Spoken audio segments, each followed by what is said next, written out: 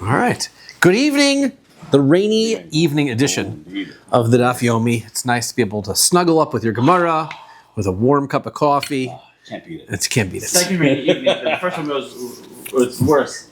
Yeah, well, okay. So we're going to get to our sponsors for the week. Trevor and Melanie Reef, in honor of the Rav and the Kahal Yereim Kehila. And Daf Yomi for the week is also sponsored by Rabbi Huda Greenwood and Reb Jeff Wald.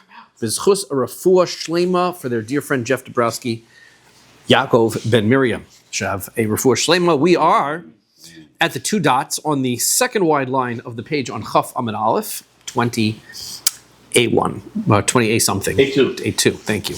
I said that was presumptuous of me. A3? A3. I think of that. It's because presumptuous of me is saying one. I don't know why I said one, but but A, I was thinking one. Anyway, Davar Acher, one thing that we had said there were three different prohibitions coming from this pasuk, lo techanim, right, for non-Jews. We said don't give them a piece of land, don't compliment them, don't make them think you're too nice, and don't give away free things. Okay? That's what we said. Now, let's focus on this Davar Acher, lo techanim, lo titan lemechem, don't compliment them. What are the boundaries of this? Sorry. Still getting over it. Rav. This supports Rav. The Amar Rav. Rav says, also le'odam shiomar kamana of uvedes kochavimzu. It's prohibited for you to say, that's a very nice looking non-Jewish lady, right? Especially in front of your wife. Not at all. You shouldn't say that. Don't say it's a non-Jewish lady. It's a good looking non-Jewish lady. That's complimenting a idolater. That would be a violation of this prohibition. Never said it in front of your wife. So, Meisvei, so we asked the following question. Meisvei Rabbi Shimon Gamliel, Shahaya al Gabe Ma'ale Bahar Habayis. Story about Rabbi Shimon Gamliel. And he was going up the stairs on Har Habayis. And Vira Ovedes Kochavim Achas Noibiyos, he saw a very good-looking non-Jewish lady there. And Amar, he said, Ma Rabu Masecha Hashem. He praised Hashem. He says, amazing what Hashem creates in this world. It's beautiful what Hashem can create in this world. The Af Rabbi Akiva, we have a story also about Rabbi Akiva, and he says, Ra Ashes Taurinus Rufus, Harasha. Taurinus Rufus was during the time of Emperor Hadrian, he was the governor of the Jewish people area, and he was a terrible person. And he had a wife who was a very good-looking lady. And Rabbi Akiva said about Taurinus Rufus, his wife, that he was rak, sachak, ubacha, that he spit, and then he laughed, and then he cried. Rabbi Akiva has a lot of these kinds of expressions, right? But there was nobody around to say, why did you do that? So we have to explain. Rak, why did he spit? He had to remind himself, everybody comes from the same humble beginnings, right? Putrid drop, that's where everybody comes from the same place. Number two, sachak, he laughed because de asida de migaira v'nasivla. So he knew with future that she was going to eventually convert, and then that was who he was going to marry. Now, remember, Rabbi Akiva was already married, right? So this seems like a second marriage at some future point, right? During these times, aren't they allowed to have more than one wife? No, even then, it was already frowned upon for them to have multiple wives. We'll see the other discussions and things about it, but yes, it was very rare for them to have multiple wives in the times of the Gemara. So he saw already that she was going to convert, so this is probably something which makes sense that it's later on in his life because he's already Rebbe Akiva, and we know that he was didn't know anything for 40 years, and then spent 40 years learning, and then it's the last 40 years of his life that he's already a big deal. So this is already he's later on in his life. Bacha, he cried, Dehai Shufra Bli Afra. He said that this beauty is going to wind up getting absorbed into the dust. Right? Eventually she dies. Everything happens to everybody. So therefore, that's a sad thing to think about, that how things fall apart, deteriorate. V'rav, Oduyahu de Kamoda. So, so the Gemara says, Rav, right? He says that it's prohibited, says, Oduyahu de Kamoda, that it is appropriate for you to thank Hashem, right? De Amar Mar, Haroa Brios Tovos, Umar Baruch Shekacha Bara Ba'olamo. That's a bracha. It's in your art school sitter, right? Yeah. That if you see something that's especially beautiful, then you can compliment Hashem on His creation, right? What did they say in the art school? The art scroll sitter, right? There's a list of brachos, right? If you were looking up to see the bracha of thunder and lightning tonight, right? It's after. That's right. And now this one is that we the bracha. If you see a beautiful person, an exceptionally beautiful person, you say, Baruch shekacha bara be'olamo. Okay. Yes. Even if you say rainbow. Osimasa Bereshis. Yeah. Right. Not the same one. Shekacha bara be'olamo. That's the one. That's the bracha. A pretty lady. Well, I don't know, ladies specifically, right? But exceptionally good-looking person, right? Person. This is what it says here.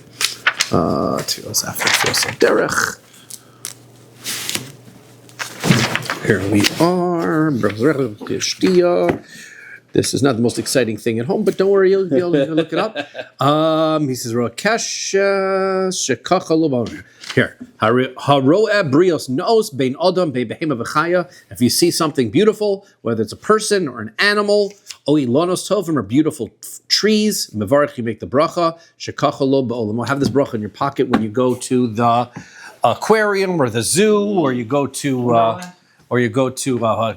tropical gardens or something like that, right? Have that bracha available to you when you see something particularly beautiful. And it sounds like it's your personal, if you're not going to take a look, is this really a beautiful rose, or is that a beautiful rose? Orchids, beautiful. Lightning is beautiful. Lightning is not, but there's a bracha on lightning, separate issue, right?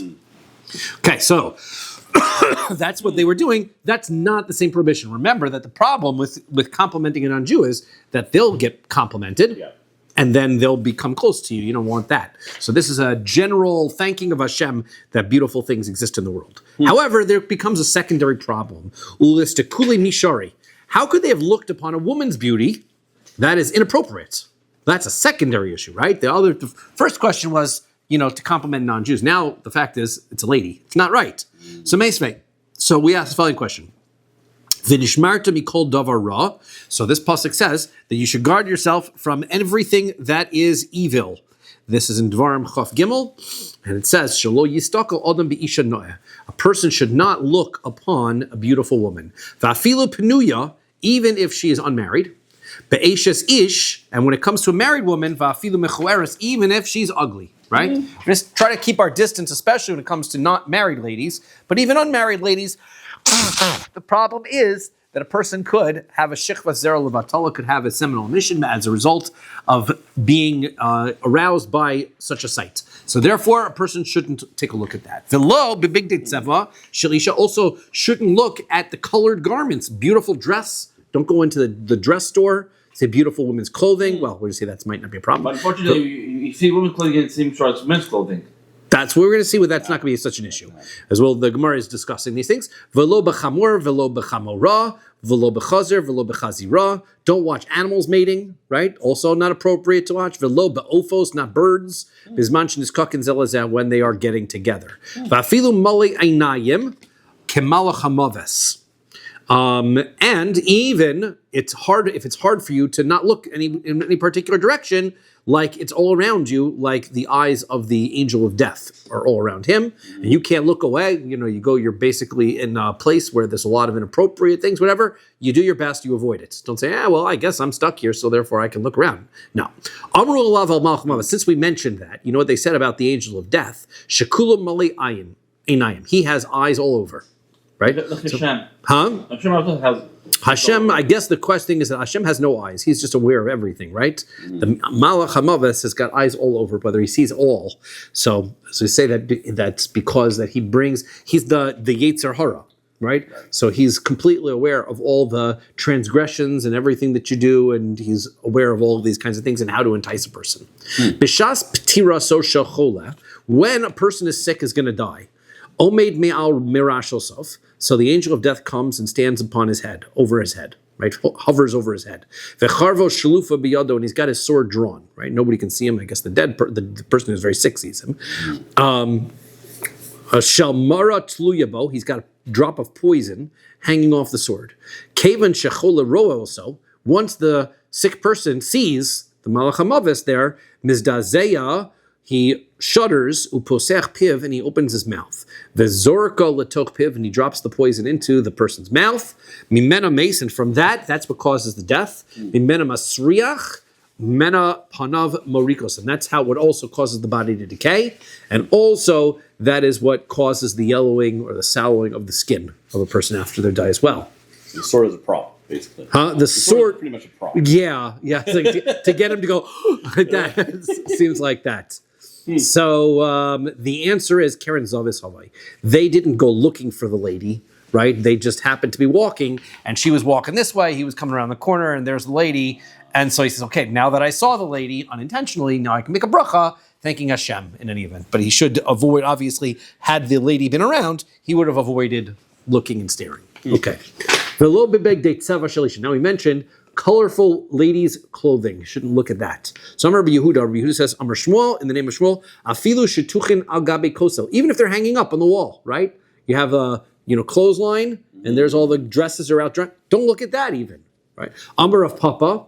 Rav Papa says, "Ubimakir ba'alehin." As long as you know who the owner is, right? Because you'll look at the dress and you'll imagine who it is. Right? If you have here just clothes on the clothesline isn't an issue, right? But if you know whose it is, that's where the problem is. Amar Rava. Rava says, "Daikadnami." You can also see this. Dekatanis. It says, "Velo bigdei tseva isha." It says not in the colorful garments of a woman. Velo katani velo bigdei tziv onin. It doesn't say in colored garments, right? It's the fact that it's of a specific woman that you know that makes it problematic. Shma mino. That's potentially Yehuda why well, we say this one even more. Amar Rav Chisda. Rav Chisda says, "Hadimili ba'atiki." This is also if it's worn clothing, right? Something that is something that the person has already been wearing. But not new clothing. The person hasn't even worn. Nobody has any, not imagining the person in it at all. Because and that's the answer to the going to the store, right? You go to the store, so then you've got clothing that doesn't belong to anybody and it's brand new, it's not an issue, right? That's not your issue. Because if you don't say that, onon minon lashpure hechi avinon, they would give, you get a garment, right? And then they would give it over to, I guess they would call the launderer or the cleaners, and they would finish off the garment. I suppose what they were doing. You mean a tailor? That's what I think is probably what it is. They probably were doing the final tailoring, right? A fitting and a final tailoring of the garment. That's what I figure is what's going on here, right? So once you buy the garment, I mean, imagine they have a long fabric. They would wrap it up on themselves, whatever. For fitting, you have to make adjustments. That's what I'm figuring. That's what I'm figuring. So how could we hand the garment over to the guy who does the tailoring? The answer is they had lady tailors, but no, there's a guy who does the laundering and the tailoring. How's he supposed to do that if he can't look at a woman's clothing? So, Hakim Estakel, he's looking. So what's female tailor? You sure? Sorry. So as I say, you could have a female do it, but the Gemara doesn't entertain that as the possibility that there's no such thing. A male tailor or a male thing is not okay. It seems like it is. Well, the tamech, but according to your reasoning, had Amar Rav Yehuda, then how are you going to explain what Rav Yehuda says? He says, min b'mino muter lahachnis ke mechachol b'shvoferes. Sometimes in animal husbandry, it comes upon the person who is raising the animals to assist with the mating process. And so therefore, a person is allowed to assist in the mating process, even manually, right? Even though that we said you're not even allowed to look at it. So how are you supposed to be involved in breeding cattle? If you're on a farm and it's your own cattle, then... But your own doesn't make a difference. You're not supposed to be looking at animals mating, that we said, right? So therefore, the answer here is that ha kamistakel ella ba'avida say torrid. He says he's not really staring at it because he's watching for the enjoyment or whatever. That's his job. Right? So, hachinami b'avidate torrid. So therefore he's working in his job. If it's your job, right? So then you're not thinking, I suppose, somebody who's a doctor, right? And take a look at. So, that is a circumstance where it doesn't become, obviously, a doctor is saving somebody's life, but even if not saving somebody's life for checkups or whatever, if that's the job, so then it is not the same prohibition, right? That's why it's different. Abar Mar. So Mar said, Mimena mace, right? From this drop of poison, he dies. That's what happens with Malach HaMavis, the angel of death. Name a pliga de Avodah de Shmuel. So let's say this argues with what Shmuel's father said. De Amar Avodah Shmuel, because Shmuel's father said, Amar li Malach HaMavis. One time he met the angel of death, and he said to him, I lo dechaishna likra de briasa. If it weren't for the fact that I have respect for Hashem's creations, have a parana besa shchita kebehema, I would kill people by slicing their throats open like a shchita, like an animal. right? Sounds like his method for killing people is the sword. And he would say, okay, but I do it gently because, I respect the honor of the dead. But slicing them open, that's what I would love to do, right? Because he's the Malcham Avos. Off with your head. Right. So the answer is no. Dilma hitipa mechatcholahu l'simonim. We said that no, what he means is that drop of poison is not a contradiction. That drop of poison is what is equivalent to severing the trachea, the esophagus from within the person's body, and therefore there's only a problem. It causes only injury internally, so that the person's body doesn't look terrible when the person dies. Then we said mimena masriach, from this poison it causes the body to decay. Misayeh leila Rabbi Chanina. This supports what Rabbi Chanina said. Rabbi Chanina Bar Kahana said. Rabbi Chanina Bar Kahana says, Rabbi Rav, they used to say in the yeshiva of Rav Harotza Shelo Yasriach Mesa. If somebody wants to preserve their dead body, Yafchenu al Panav, turn him over on his face. Prevents the poison from spreading. There are those who suggest that that's only if you do that before the person dies. If you turn over its face, could you suffocate him by... Yes. And that's why, halachically speaking, you're not allowed to do that, right? You're not supposed to assist somebody in dying if they're at the end of their life. You don't turn them over. You don't do any of this, right? We never find anybody having this custom to flip people over before they die. That's a bad thing to do. Tana Rabbanim, our rabbis learned. V'nishmarta mikol davar ra. They said that you're supposed to guard yourself from all evil thoughts. So we're back on this topic of thinking about inappropriate things. Shelo yahar adam biyom v'yavol lidei tumah b'layla. A person shouldn't have inappropriate thoughts, and then it's going to result in him having aveiros at night. Mikan Amar Rav Pinchas ben Yair. From here, Rav Pinchas ben Yair said, Torah mevia lidei zehirus. That what you should do is you learn Torah. Learning Torah is going to lead you to zehirus. We're going to go with Rashi's explanation.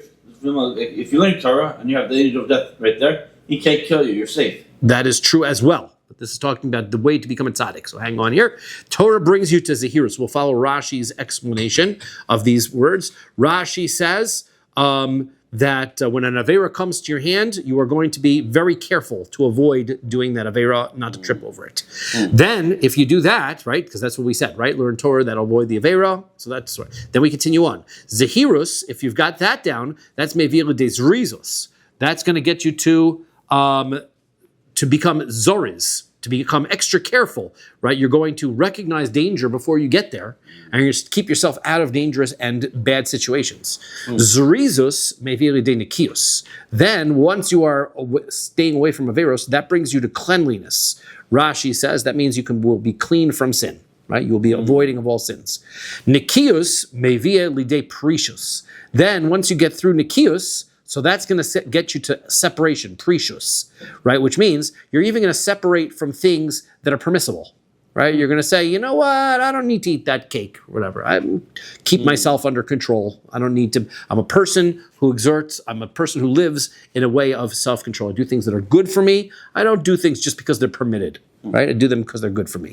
And then precious, if once you have that characteristic and you stay away from things, so then mevi de tara, that's going to bring you to a status of purity, right? That is even, Rashi says, that's even one step above this level of cleanliness, right? You're so far from averos at that point. And tahara mevi lidei chasidus. And there's different girsos on how to read all of this, but they say that that this brings us to Piety. Sorry, he says kedusha, right? We change it to kedusha, right? Tahara mevia de kedusha, right? Tahara brings us to a situation of kedusha, and kedusha is that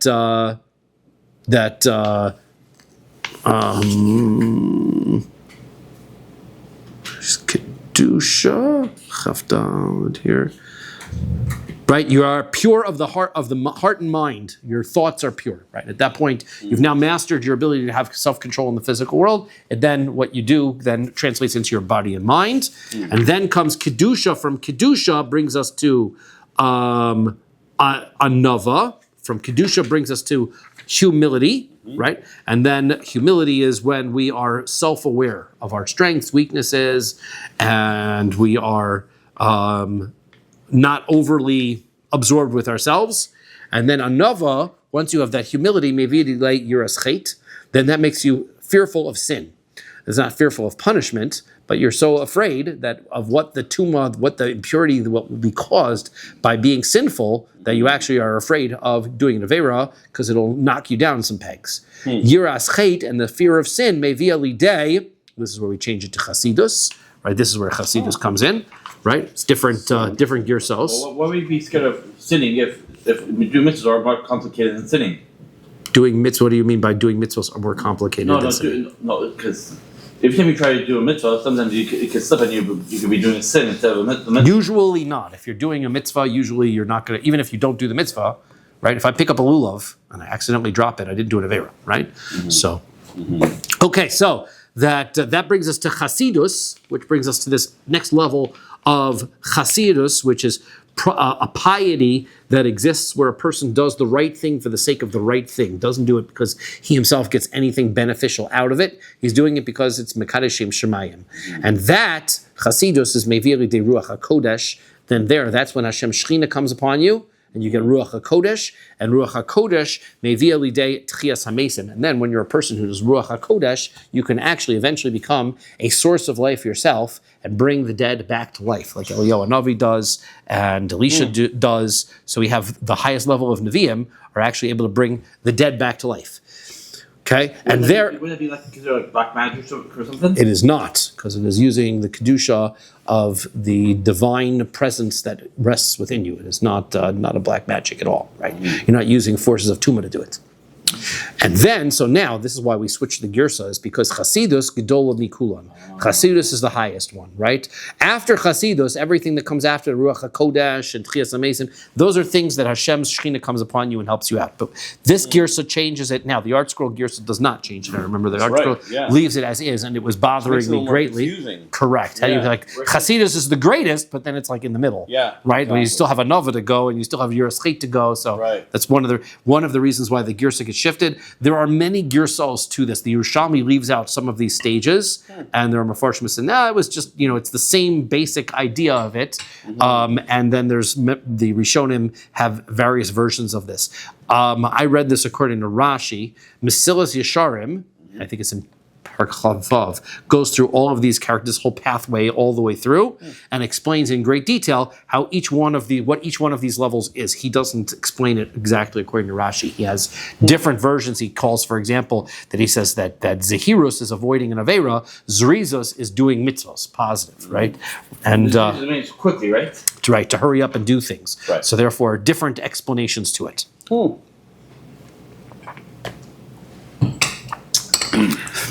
How do you know that Chasidus is the highest one? Because Shneimar Pasuk says, "Az dibarta bechazon lechasidecha." Then I spoke in a prophecy, in a vision, to the Chasidim. So who gets the vision? The Chasidim do. Upliga the Rabbi Yeshua ben Levi, but that argues with Rabbi Yeshua ben Levi. Rabbi Yeshua ben Levi says, "Anova gdol mikulon." Anova is the highest one, right? So Shneimar, as the pasuk says, "Ruach Hashem Elokim alai yan mashach Hashem osi." Levaser anovim, right? The Spirit of Hashem came upon me because Hashem has anointed me in order to give the good news to the humble. So Chasidim lo nemar el anovim. It's not the Chasidim that get it; it's the humble people that get it. Halimaditzus. This tells you Shanava Gedola Mikul. That tells you that Anova is the greatest of all of them. So, okay, those are our various versions of which is greater, which is less great. Either one is reading this pasuk saying that you're giving good news, but it doesn't mean that you're speaking the word of Hashem. The other one says that if he gave the word of Hashem to the people who are Hasidim, for sure he would give it to the Anavim, right? It's like elevated. So they interpret the pasukim their own way, but those are two different opinions as to which is the highest level. Ein mochrin lahem. Now let's get back to these non-Jews. Okay, so you're not allowed to sell them plants, right? Because if you do, you'll be selling them part of the ground. And that is bad. So therefore, you can sell them plants if they are already cut. Some of them worship the ground sometimes. No, it's not the worshiping the ground that's the issue. We said it was lo sechanim. You cannot give them. There's a special isser of giving them a piece of Eretz Yisrael. You can't give them a place to live in Eretz Yisrael. Tana Rabbanan, Rabbi Zara. Mochrin lahen ilon almanas lakots. So Rabbi Yehuda said that, and this is the price says, you can sell them a tree if you make a condition that they cut it. Right? You can have the tree if you cut it down. Divrei Rabbi Yehuda, that's what Rabbi Yehuda says. Rabbi Meir says,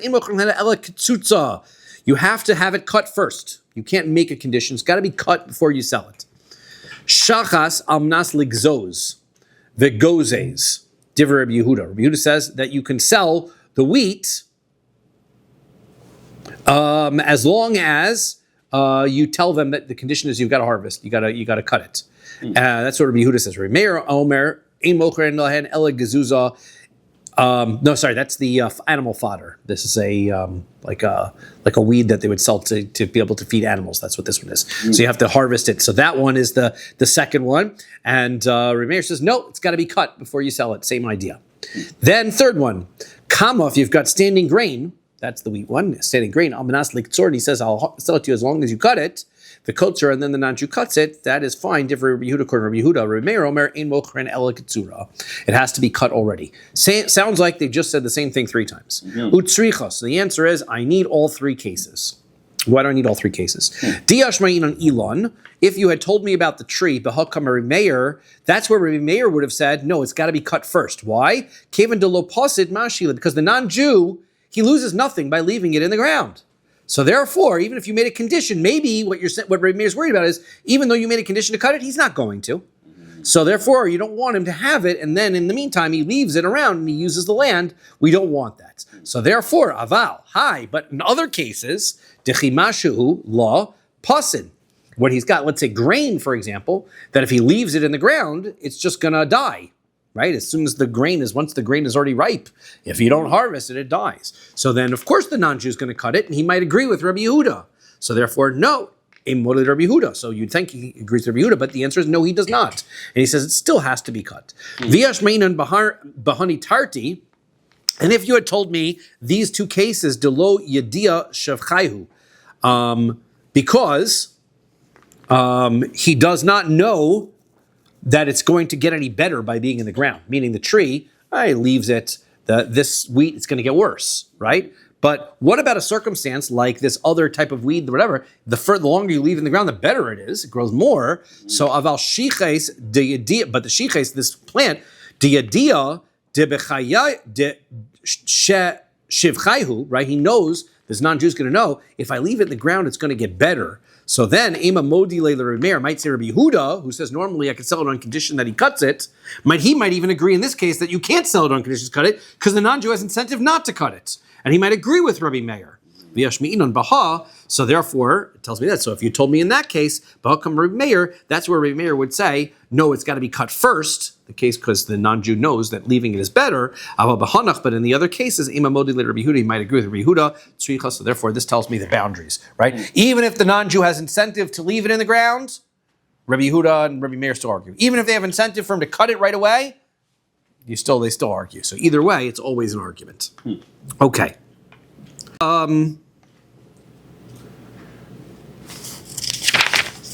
Iboilu. So we asked the following question. Behema almanas l'shchot mahu. We said you can't sell animals, right? That was one of the other things. What if you sell it to a non-Jew and you say, on condition that you slaughter it? Can you do that? No, because there's a certain way of slaughtering it. And the non-Jew doesn't matter. The non-Jew can slaughter it. He doesn't have to slaughter it. He can eat it whatever way he wants. So you just can't sell it to him. He can't keep it alive, right? You can sell it to him when it's already shechted. So can you do that? So, Hasam Taimamai Shari Rabbi Yehuda.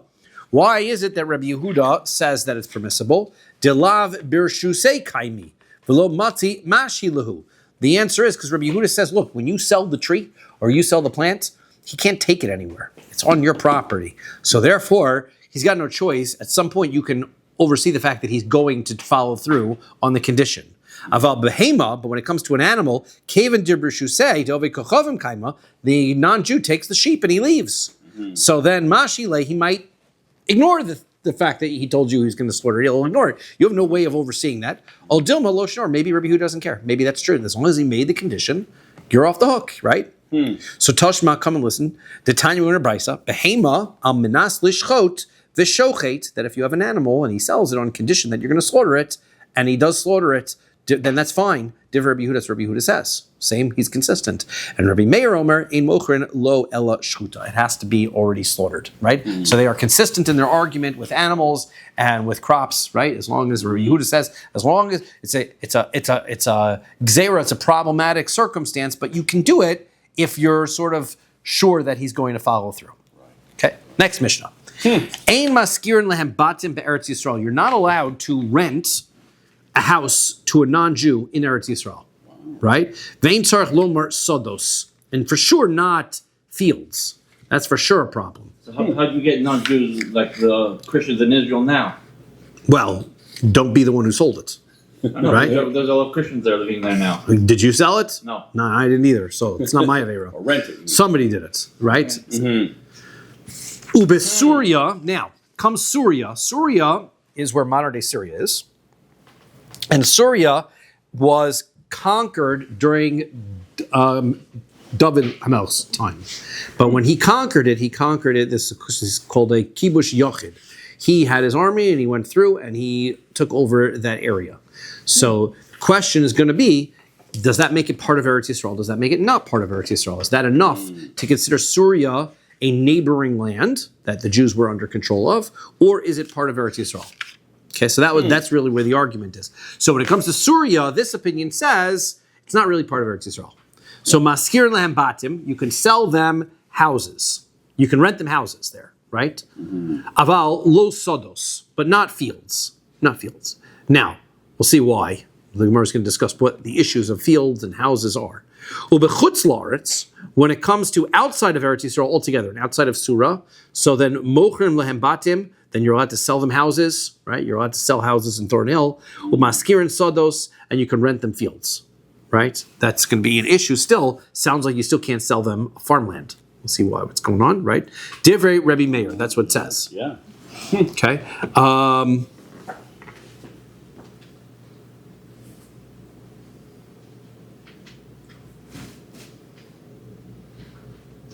Okay, that's what Divrei Rabbi Meir says. That's Rabbi Meir's viewpoint. Okay, Rabbi Yossi says, Eretz Yisrael. He says, here's how it works. In Eretz Yisrael, maskirim lehem batim. You're allowed to rent houses in Eretz Yisrael. That's okay. Aval lo sodos, but not renting them fields. Right, that's where the boundary is. So he's more lenient. Ube Syria, and when it comes to Syria, again, one step more lenient. Mochrin batim. You're allowed to sell them houses. Umaskirin sodos, and you can rent them fields. That's what Rabbi Meir had said about Syria area, right? He says in Eretz, he basically says whatever Rabbi Meir said was okay in Eretz Yisrael. Sorry, whatever Rabbi Meir said was acceptable in Chutz La'aretz, that's what I say you can do in Syria. Whatever Rabbi Meir said you could do in Syria, that's what I say you can do in Eretz Yisrael. And in Chutz La'aretz, mocher ne'levev, and in Chutz La'aretz you can sell to anybody. You can sell fields, you can sell houses. Don't worry about Chutz La'aretz. Af b'mokum she'amru lahaskir.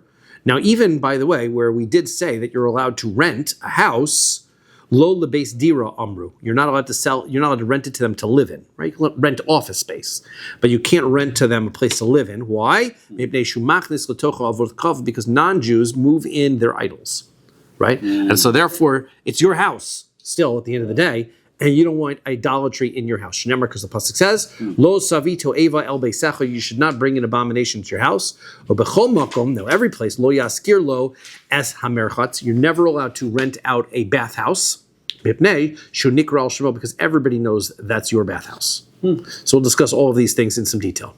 Okay. So now, first thing was that the Mishnah said that you're not allowed to rent houses in Eretz Yisrael. And for sure not fields. For sure not fields. Now, why are you not allowed to rent houses in Eretz Yisrael? Because it's a prohibition, maybe you'll sell it. It's a rabbinic enactment. If I rent it to a non-Jew, same thing like we have by the animals, don't rent the house, because then you might sell it. And sell it, we know, because that you're not allowed to provide them a piece of land that becomes theirs. So that's why. So you can't rent it to them. Now, what does that mean? My ein tzarich lomar sodos. What do you mean you can't? For sure not fields. Why for sure not fields? So he says because there's potentially two prohibitions about fields. If you're selling a field, might be a violation of two things. First of all, chada chanias karka. First of all, because you're giving them a piece of land that's theirs. That's number one. But then, that's the same thing as houses. But chada, another one, to kamafka law mimaiser. Because if a Jew grows crops in Eretz Yisrael, then he is going to give Trumas Maisros. You give this land, you sell this land to a non-Jew and he owns it, he doesn't have to do Trumas Maisros anymore. So therefore, you are ruining the ability of the land to produce Trumas and Maisros. So that's a second problem. So for sure, if you can't rent a house, lest you sell it, for sure you can't rent a field because selling it is twice as bad. Okay? Ihachi, if that's true, so then batim nami, then houses also have two problems. Why? Because ikatarti, chada chanias karka, first of all, because the land, and v'chada de kamafka mezuzah. Second of all, guy won't be able to, once you sell it to a non-Jew, he won't put up a mezuzah. Right. So you're getting rid of the mitzvah mezuzah. Amar of Misharshia says, no, it's different. Mezuzah chovas hadarhu. The mitzvah of mezuzah falls upon a person when he lives in a house. If you have an abandoned house and you don't live there, you have no chiyuv of putting a mezuzah up. The fact that it's owned by a Jew doesn't make it chayav in mezuzah. It becomes chayav in mezuzah when a Jew lives there. And therefore, the fact that a Jew sells it isn't what makes it not liable for a mezuzah.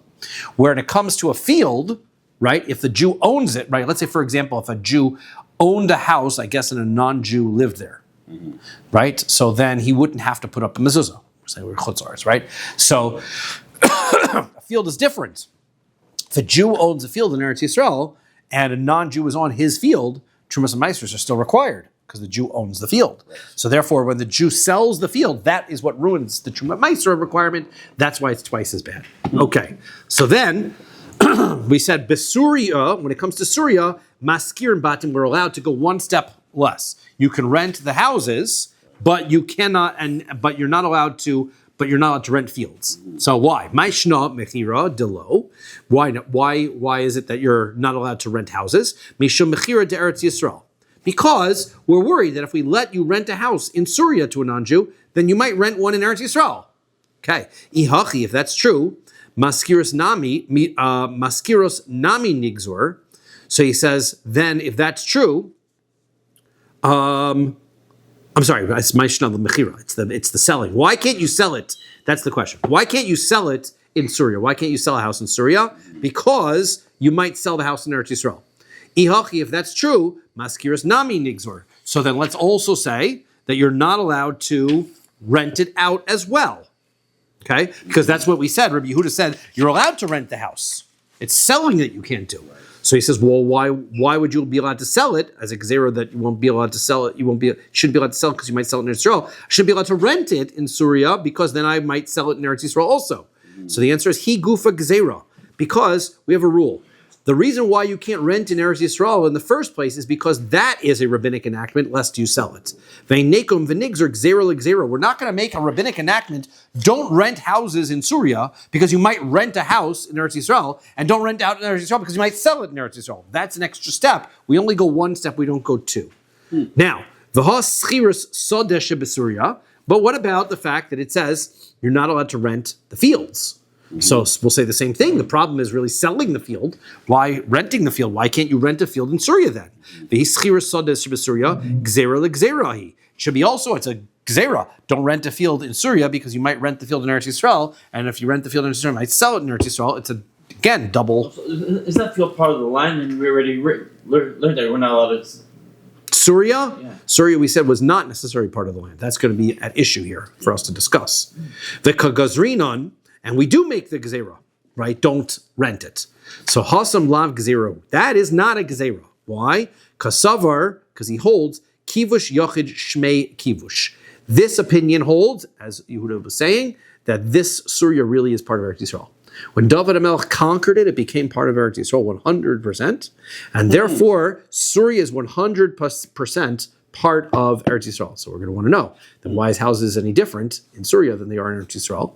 So Soda Isbe Tarti, well, when it comes to a field, there were two problems, right? We said selling the field, the renting a field, selling a field was twice as bad as that. So therefore, we kept the Gezerah both in Eretz Yisrael and in Syria, don't rent it. Gozer Rabbanan. But Batim, when it came to houses, Delays behutarti, their only problem was one thing, the planting the land. So therefore, lo gozru behu rabbanon, the rabbanon didn't make the enactment, even despite the fact that it's a biblical prohibition to sell a house in Syria. They didn't make a rabbinical enactment on it because it's only one prohibition, it's not as severe. So therefore, they only made the enactment in Eretz Yisrael altogether.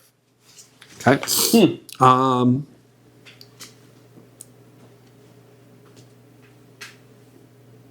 Okay. Next, b'chutzlards. And then we go to the outside of Eretz Yisrael parts. The outside of Eretz Yisrael is sodeh de'isbei tarti. So now, when it came to chutzlards, remember that Rabbi Meir said that we're allowed to sell them houses, right? And we're allowed to rent them fields. So we're saying, well, in chutzlards, this is where he says, now it's all completely rabbinic. So the field, Dias Beitarti, since there's two double prohibition, Gazru Behu Rabbanon, the rabbi said, full enactment. The enactment is always, if I let you rent field, if I let you sell a field in Chutz La'aretz, then you might sell a field in Eretz Yisrael. Renting is okay, because renting is to prohibit the selling. So if I prevent you from renting because you might sell in Chutz La'aretz, then that's a gzera to the gzera. But I can't sell the field even in Chutz La'aretz because I might sell it in Eretz Yisrael. That's one gzera. But batim, when it comes to houses, delays behutarti, he's more lenient when it comes to houses constantly because there's only one avera, not two. So therefore, lo gazer behu rabbanon, they didn't prohibit the selling of houses in Chutz La'aretz. Okay, that's how Rabbi Meir looks at things. Now let's go look at Rabbi Yossi. Rabbi Yossi Omer. Rabbi Yossi says, Be'eretz Yisrael, and when it comes to Eretz Yisrael, maskir lambatim, we're allowed to rent the houses, and you're allowed to, but not fields. That's what we said in Eretz Yisrael, right? You're allowed to rent houses. My taima, why is that? Because sodos is butarti, because it's the same idea. Since the field is a double prohibition, gazer behu rabbanon, the rabbis made an enactment, don't do that. But batim, when it comes to houses, delays behutarti, it's only one prohibition against actually causing the non-Jew to own the land. Lo gazer behu rabbanon, the rabbanon never made any enactment, and they let you even rent houses in Eretz Yisrael. Ubesuria, when it comes to Surya, we said, Mokrin, you're allowed to sell the houses, but you can't rent the field. My time. Well, what's the reason? Because Kasavar Kivush Yochid Lo Shmei Kibush. He holds that Surya is not part of Eretz Yisrael. He holds it's like Chutz La'aretz, and therefore it's a little bit more than Chutz La'aretz because it's near Eretz Yisrael, as we're going to see. So it's like Chutz La'aretz, so it's all completely rabbinic enactment. The Sodah, when it comes to a field, Disbei Tarti, since there's a double prohibition in Eretz Yisrael, Gazru Barabonim, the Rabbanan said, don't sell that field in Surya because you might sell it in Eretz Yisrael. Batim, but when it comes to houses, delays behutarti, it's only one prohibition, not two. Lo Gazru Barabonim, the Rabbanan did not prohibit selling houses. Then the Chutz La'aretz Mochrin, when it comes to Chutz La'aretz, they can sell. You can sell anything. My time, but what's the reason? Kevin to Merachik, since you're far away from Eretz Yisrael, you're not living in Eretz Yisrael, not living in a place that looks like Eretz Yisrael, you're outside, lo gazridim, when they made no gzeras. Go ahead and sell anything that you want. Nobody's going to mistake selling your house in Thornhill to selling a house in Eretz Yisrael. It's not the same thing. Amar Yehuda, Amar Shmuel, Rabbi Hussein Shmuel, halacha Rabbi Yossi. The halacha is like Rabbi Yossi, a lenient opinion. Amar of Yosef, Rabbi says, the only thing you have to worry about with non-Jews is don't sell them enough houses that they can make a neighborhood, right? You don't want a group of non-Jews in your neighborhood because when non-Jews get together in a neighborhood, they plot against the Jewish community, and that's not what you want. V'kama shchuna, how many people makes a neighborhood? Tana, we learn, ain't shchuna pchusa mishlosha, no less than 3. So you can't sell 3 houses on the block to the non-Jews. 3 people. Well, we shouldn't let you sell anything at all, because why? Because you might sell a house to a non-Jew, and he'll go and he'll break off part of the property and sell to 2 of his friends. Right? So now 3 people will move in. Amar Abai says, Alifnei mafkidinon, alifnei delifnei lo mifakdinon. We're worried about lifnei iver, right? We're worried about the prohibitions, right, of what might happen. We're never worried about what might happen and what might happen. Meaning, don't sell it to 3 non-Jews. That's because they might come and commit murder. Don't sell to a non-Jew because he might then bring friends in who then might plot against you. That's an extra step that we don't do. Now we said even in the place where you do rent, you can't rent for them to live there. That's what we said. Miklal dika duchta delo mogri. According to this opinion, there must be a place that you can't sell. Now we said we hold like Rabbi Yossi. Rabbi Yossi always permits you to rent houses, even in Eretz Yisrael. It's not, or always. Well, not necessarily houses, right? Houses, but there must be a place where renting is prohibited, according to this opinion. So who is this? So Miklal dika duchta delo mogri. I'm sorry, I got 15 pages to turn. Chaf Aleph Amud Beis. So the answer is Ustama Rabbi Meir, right? This must follow Rabbi Meir's opinion, who says that in Eretz Yisrael you can't rent. So therefore, when Rabbi Meir says, and when I told you you are allowed to rent, it's not this. Di Rabbi Yossi, because Rabbi Yossi, bechol duchta mogri, you're allowed to rent in any place. So he would have just said, and since I told you could rent, you should know this one condition, but not. And by the way, there are places that you can't rent, and when you can, so that implies that we're talking in the words of somebody who holds there are places that you cannot rent. Okay, so now, then we said, never rent out a bathhouse. Tanya, we're in a Bryce. Rabbi Shimon Gamliel says, Lo yiskor adam merchatzol ovei kochavim, never rent your bathhouse out to a non-Jew. Why? Everybody knows that's your property, right? People know who owns a building. This is your bathhouse, and you're going to rent it to a non-Jew. He will keep it going on Shabbos. And people are going to say, why is Moshe's bathhouse running on Shabbos? He must have hired a non-Jewish worker who's keeping it open on Shabbos, and he's getting parnas on Shabbos. He's doing a verus on Shabbos. Somebody's working on his behalf. This non-Jew is doing work on Shabbos and Yom Tov for him. Aval kusi, what about to a kusi? Can you use to a kusi? So that's shari. That's permissible because kusim keep Shabbos and Yom Tov. Yeah, but kusi emar avid be malacha b'chol shemoed. But kusim, right, doesn't say in the Torah that malacha is prohibited on Chol Moed. Only midrabanan did we figure out that you're not supposed to do a lot of malachos on Chol Moed. The kusim do all the malacha on Chol Moed. So the answer is b'chol shemoed on a nami avdinon. The answer is there's nothing in a bathhouse that you can't do on Chol Moed, right? Warming up the water, taking a hot bath, that's not a problem on Chol Moed. So therefore, there's no work. We're going to see that there will be issues of a kusi in a field because you can't garden, cut your grass, can't do planting, right? But work like that you're going to benefit for the yontif or go enjoy a hot bath, that there's no problem with on Chol Moed. Therefore, getting a kusi to use it isn't an issue. Aval sadeh, when it comes to a field, love kochavim mai, what would be to a non-Jew? So that's shari. To a non-Jew, it's permissible. Why? My time, what's the reason? Arisa arisu seikov. People know that that's your field. But everybody knows that the standing arrangement for a field is that you are leasing the field to the person as a sharecropper, meaning when somebody moves into your field, he gets all the crops and then he pays you a percentage of what he makes. So he's doing the work for himself, not for you. That's different. No, but Merchatznami Amri Arisa Rusa say, well, why don't you presume that that's the arrangement by the bathhouse also? The non-Jew is doing the work and he's keeping the profits? No, because Arisa de Merchatz lo avdinish. That's not the common practice, right? You hire, if you're the guy who owns 7-Eleven, you don't presume the guy behind the counter is taking all the profits for that day, right? He's just the shop guy. He's getting paid to collect the money, right? So therefore, that's not the same thing as a field where you presume the guy is a sharecropper for the year. Tanya Weir Bryce from Shimon Lazar says, Lo yaskir adam sadeu lekusi. You're not allowed to rent your field to a kusi. Why? Because people will know it's yours. The kusi and the kusi is going to do malacha on chol hamoed, right? And that we have a problem with because that is prohibited work. But what about a non-Jew? Shari, that's permissible to the non-Jew. Why? Da amri arisa arusu say ovid. So he says because we're going to say he's a sharecropper and he's doing his own work. So he hachi. If we're not doing malacha on Chol Moed, why does that do a work during the? We can do certain types of malacha. Work that is prohibited is watering your grass, cutting the lawn, right? Those are malachas. Things that can wait for after Chol Moed, things that are for the benefit of Chol Moed, right? Like working in a restaurant, for example. Like working in a restaurant where you're making food and people are eating it, right? That's fine, right? That's what's not prohibited. Okay? So, we have to go all the way around to Moed Cut and we'll get there. Yeah, so We got some time. 5 years or so. Yeah, 3, 4, right?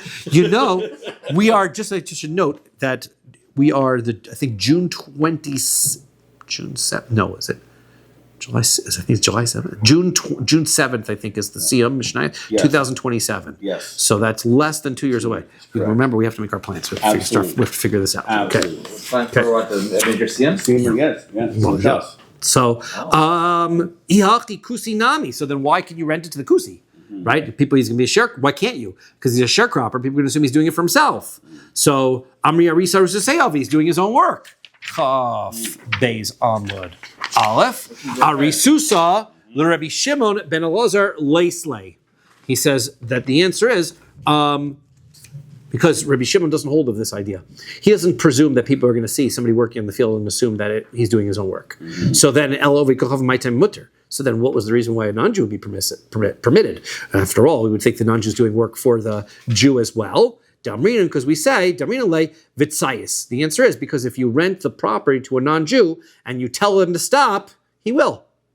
Right? If you have a guy who does your lawn, and you tell him, just don't mow my lawn on Shabbos, he won't. Yeah. Very simple, right? He won't.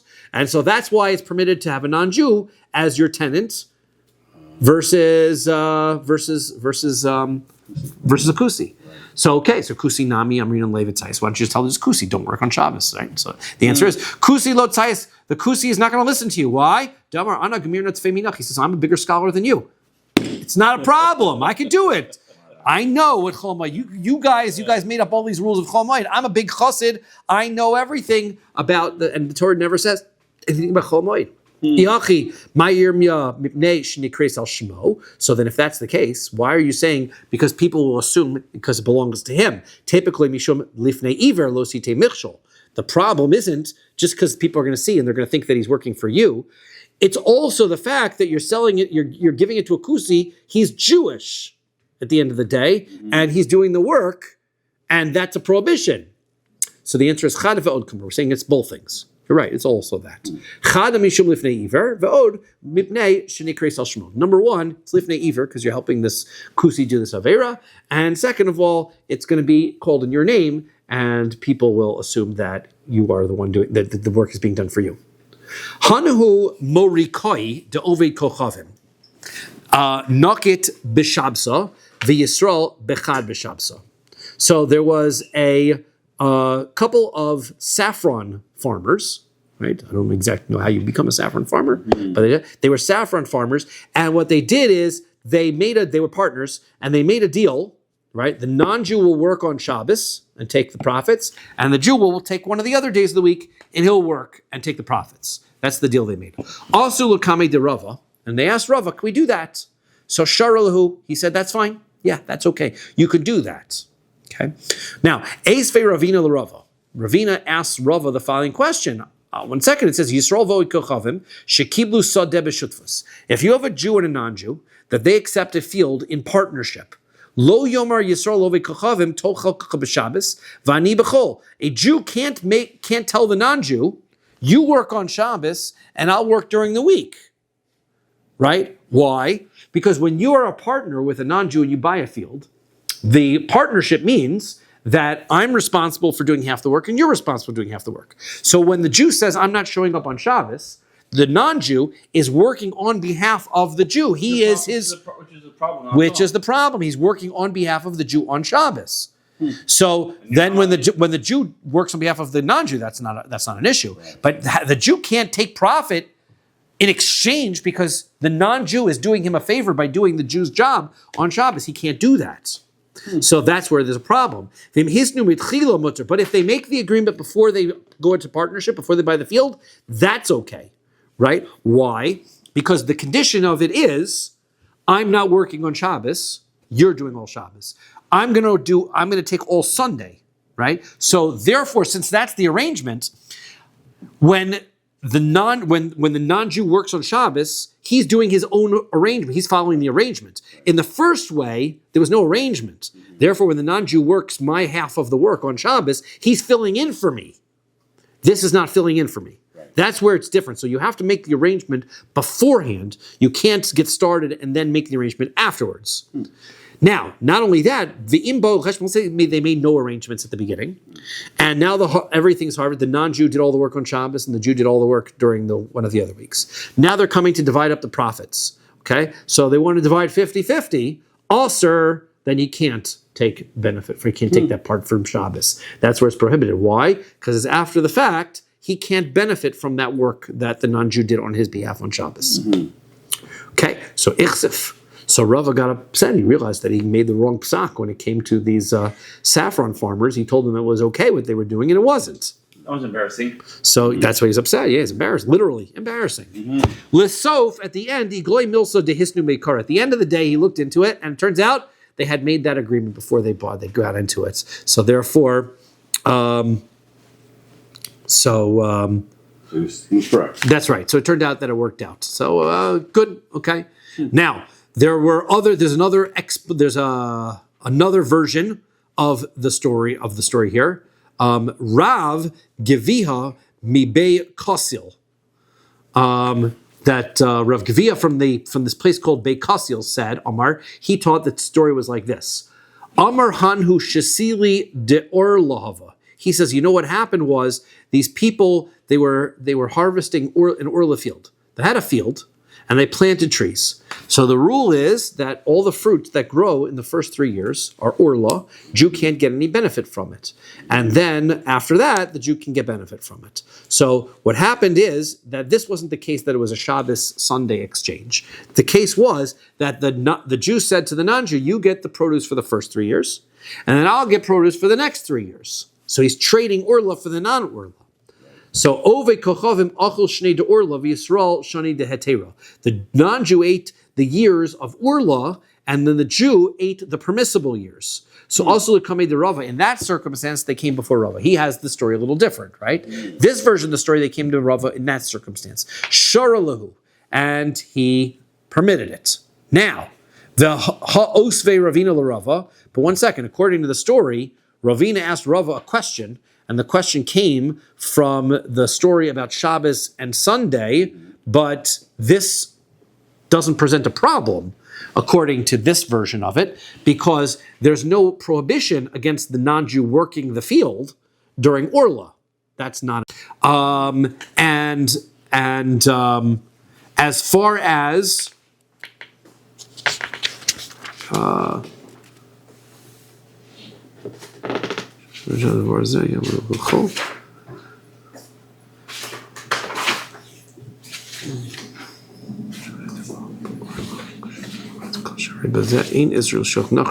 right, he's not allowed. There's no prohibition. It's not like Shabbos, where there's a prohibition. Shabbos on Shabbos, a non-Jew can't work for a Jew. There's no problem for a non-Jew during the harvesting and the tending. Just the produce is prohibited, right? So, but as long as the non-Jew is not getting the non-Jew is the one taking the benefit of the produce, and the Jew is not, it's not a problem. So, what's the question? So the answer is according to this version of the story, Ravina told Rava, this is a support.